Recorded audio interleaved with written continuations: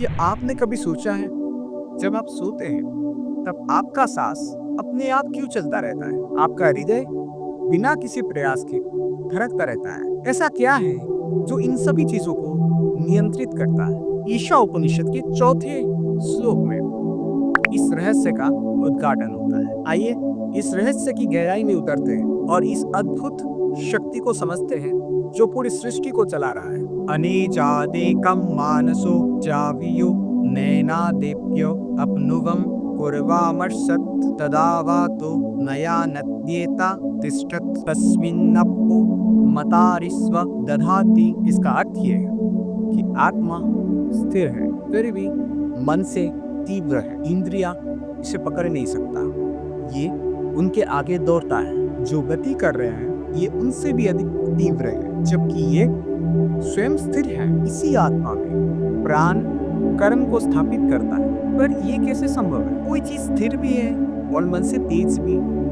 इसको एक आसान उदाहरण से समझते हैं। आप जब फिल्म देखते हैं, फिल्म में बहुत कुछ होता है, उसमें एक्शन, भावनाएं, दृश्य सब कुछ बदलता रहता है, लेकिन उस पूरे दृश्य के पीछे जो चीज अचल रहता है वो क्या है? वो है उसका स्क्रीन। जिस स्क्रीन में फिल्म को दिखाया जाता है, जिस स्क्रीन में प्रोजेक्टर से फिल्म को दिखाया जाता है, वो स्क्रीन, उस पर कोई फर्क नहीं पड़ता। इसी तरह ये शरीर, हमारा मन, विचार सब कुछ बदलता रहता है, लेकिन जो चीज कभी नहीं बदलता वो है हमारा आत्मा, अर्थात शुद्ध चैतन्य। वो सिर्फ दृष्टा है, वो सब कुछ देखता है, लेकिन उस पर कोई फर्क नहीं पड़ता। उसका जो क्वालिटीज है वो हमेशा स्थिर रहता है, उसमें कोई इफेक्ट नहीं आता और वो शुद्ध चैतन्य है। आपके सांस निरंतर चल रहा है बिना किसी प्रयास के। ये सिर्फ आपके साथ नहीं, हर वो जीव के साथ हो रहा है जो इस धरती पे है। तो फिर ये कौन सी शक्ति है जो ये सब संभव बना? उपनिषद कह रहा है कि हमारा जो ये प्राण है वो इस आत्मा के द्वारा ही प्रभावित हो रहा है। जो प्राण को जो शक्ति मिलता है वो आत्मा से मिलता है, वो असली सोर्स है। श्लोक में ये कहा जा रहा है कि प्राण इसी आत्मा में कर्म को स्थापित करता है। इसका अर्थ ये है कि हर गति, हमारा सांस, हमारा विचार, ब्रह्मांड का कोई भी हलचल, वो सब कुछ उसी शाश्वत आत्मा में घटित हो रहा है। ये सिद्धांत आधुनिक विज्ञान के बहुत निकट है। वैज्ञानिक कहते हैं कि स्थान कभी खाली नहीं होता, वो ऊर्जा से भरा हुआ होता है जो पूरी सृष्टि की गति को नियंत्रित करता है। आत्मा की जो प्रकृति है वो आकाश के समान है, वो अदृश्य है लेकिन हर जगह स्थित है।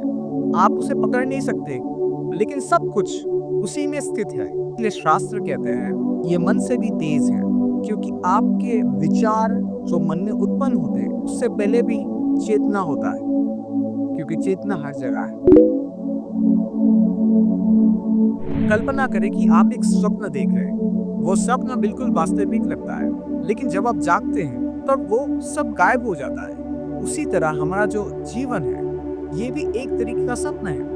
हम मन, शरीर और इंद्रिया के परिवर्तन में उलझ कर रह जाते हैं, परंतु इन सब के पीछे कोई एक स्थिर साक्षी है, और वो साक्षी आप स्वयं खुद हैं, जो आपके अंदर शुद्ध चैतन्य के रूप में है। उसे आत्मा कहते हैं। ईशा उपनिषद हमें ये बताना चाहती है कि आप केवल ये शरीर नहीं है, आप केवल ये मन भी नहीं है, आप साक्षी रूप आत्मा है जो शाश्वत, अचल और सर्वव्यापी है।